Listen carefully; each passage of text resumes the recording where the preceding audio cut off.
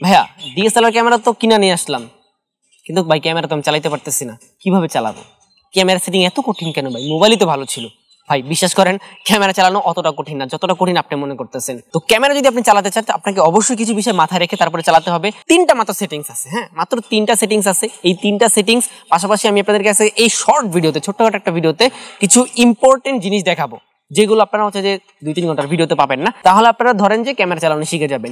Camera চালানো ভাই একদিনে শিখতে পারবেন না, এটা আপনি যত চালাবেন তত বেশি পারবেন। আস্তে ধীরে চালাতে আপনি এক্সপার্ট হবেন, কিন্তু আপনি এক্সপার্ট হওয়ার আগে বেসিক যে জিনিসগুলো আছে সেগুলো আপনাকে আগে শিখতে হবে। ওকে, তো আমাদের ক্যামেরা চালানো নিয়ে আমাদের চ্যানেলে আরো অনেক ভিডিও আছে, আমি আই কার্ডে প্লেলিস্টের লিঙ্কটা দিয়ে দিব, সেখান থেকে আপনারা ভিডিওগুলো দেখে নিন। আশা করতেছি যে ক্যামেরা চালানো নিয়ে কোনো ধরনের কোনো কনফিউশন আপনার থাকবে না। সো সম্পূর্ণ ভিডিও জুড়ে থাকছি আমি সজীব ইসলাম এবং আপনারা দেখতেছেন ম্যাক্সিং প্রোডাকশন। সো চলুন আর বেশি কথা না বলে আমরা মূল টিউটোরিয়ালে চলে যাই। ওকে, তো আমরা চলে আসলাম সরাসরি আমাদের ক্যামেরা ডিসপ্লেতে। দেখতে পাচ্ছেন এখানে আমি আজকে ক্যামেরা হিসেবে ইউজ করতেছি ক্যানন M50 Mark II এবং সিগমা 1835 DCDN লেন্সটা। হ্যাঁ, সো প্রথমত আমরা এখান থেকে ক্যামেরাটাকে অন করে নিব। যার যেই ধরনের ক্যামেরা, আপনাকে ক্যামেরাটাকে অন করে নেবেন। সো দেখেন আমরা ক্যামেরাটাকে অন করলাম অ্যান্ড এখান থেকে হচ্ছে যে আমরা সর্বপ্রথমে ছবির মোডে, ম্যানুয়াল মোডে আসি। ওকে, তো দেখেন আমরা ম্যানুয়াল মোডে আসলাম।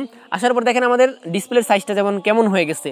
প্রথমত আমরা ডিসপ্লের সাইজটাকে চেঞ্জ করব। ওকে, তার জন্য কী করব, আমরা বিভিন্ন সময় আমাদের বিভিন্ন ধরনের সাইজ দরকার পড়ে, তখন আমরা যেটা করবো সেটা হচ্ছে কি, দেখেন ক্যামেরাতে দেখবেন কিউ নামে একটা অপশন। আমার যেহেতু একটা টাচ অপশন, আমি টাচ করে দিলাম কিউতে। আর যদি যাদের টাচ অপশন না থাকে তারা এই যে এখানে দেখবেন যে কিছু অপশন থাকে কিউ নামে, ওইখানে ক্লিক দিবেন। ওকে, সো আমরা জাস্ট দেখতে পাচ্ছেন কিউতে ক্লিক দিলাম। কিউতে ক্লিক দেওয়ার পর এই যে অ্যাসপেক্ট রেশিও নামে একটা অপশন আছে, এইখানে এসে আমরা ছবি তোলার সময় 3:2 দিয়ে এখানে সিলেক্ট করে দিলাম। ওকে, দেখেন আমাদের ডিসপ্লেটা কিন্তু ঠিক হয়ে গেছে, সাইজটা ঠিক হয়ে গেছে। এখন যেটা করতে হবে, আমাদের ডিসপ্লেটা হোয়াইট হয়ে আছে, এটাকে আমরা কীভাবে আমরা ঠিক করব? এটা ঠিক করার যে সূত্র মেনটা, সেটা হচ্ছে যে আইএসও যেটা আছে, এই আইএসওটাকে আমরা ধরবো, ধরে একদম নর্মাল করে দিবে, যতটুকু কমানো সম্ভব অতটুকু কমাই দিলাম। দেন হচ্ছে যে f1.8 যেটা আছে, এইটাকে ধরে আমরা একদমই কমাই দিব, যার লেন্স যতটুকু যায়। আমারটাতে 1.8 পর্যন্ত যায়, তাই আমি 1.8 করে দিলাম। ওকে, আর দেখতে পাচ্ছেন এখন যেটা, সেটা হচ্ছে কি যে 1/160, এটা হচ্ছে যে শাটার স্পিড। এইটাকে আমরা কমিয়ে বাড়িয়ে তারপর হচ্ছে যে ডিসপ্লেটা ঠিক করবো। দেখেন এখানে যদি আমি 2000 দিই তাহলে ডিসপ্লেটা একটু ব্ল্যাক হয়ে যাচ্ছে, আমরা হালকা একটু এইখান পর্যন্ত আনলাম, এনে আমরা জাস্ট এখানে ঠিক করে দিলাম। দেখেন আমাদের আগের চাইতে কিন্তু অনেকাংশে সুন্দর হয়ে গেছে। এখন যদি চান আপনি কিন্তু এখান থেকে ছবি ক্লিক করতে পারেন। তো আমরা একটা ছবি তুলে নিলাম।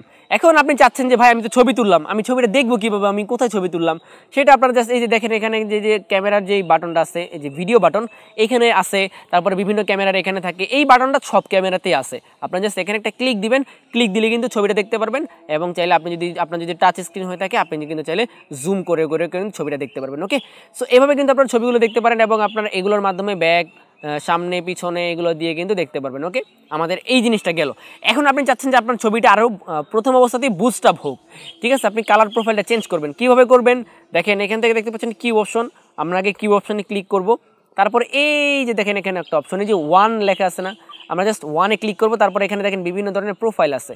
দেখেন আমরা 1-এ ক্লিক দিলে হচ্ছে যে এটা আমার কাস্টম করা, 2-এ হচ্ছে সিন স্টাইল অ্যাপ্লাই করা এবং 3-তে হচ্ছে যে নর্মাল, এটা কিন্তু একটু বুস্ট আপ কালার। ওকে, তারপর যদি আমরা আরও এখানে যাই, দেখেন এখানে আছে অটো, তারপরে SPL DFD N, বিভিন্ন ধরনের মুড কিন্তু আছে এখানে।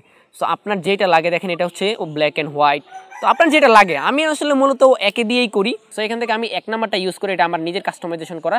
যদি আপনারা চান এটাকে কাস্টমাইজ করতে পারেন, জাস্ট এখানে ক্লিক দিয়ে যে ইনফোতে ক্লিক দিলে আপনারা এখান থেকে যেগুলো আছে এগুলো কিন্তু কাস্টমাইজ করে নিতে পারবেন। সো এগুলো কীভাবে কাস্টমাইজ করবেন এগুলো নিয়ে কিন্তু আমাদের চ্যানেলে অলরেডি ভিডিও আছে, আপনারা চাইলে সেগুলো দেখে নিতে পারেন। ওকে, সো এই বিষয়টা আশা করি আপনারা বুঝতে পেরেছেন। এখন ভিডিও মোডে যাই। দেখেন এখান থেকে হচ্ছে যে আমরা ভিডিও মোডে চলে গেলাম। তো ভিডিও মোডে যাওয়ার পর এখান থেকে একটা অপশন আসবে যে আপনারা কি ম্যানুয়ালি ভিডিও রেকর্ড করতে চান নাকি হচ্ছে যে অটোতে। দেখেন উপরে যেটা, এটা হচ্ছে যে অটো এক্সপোজার। আমরা অটোতে করবো না, আমরা ম্যানুয়ালি করবো, ঠিক আছে? আমরা ওকে ক্লিক দিব।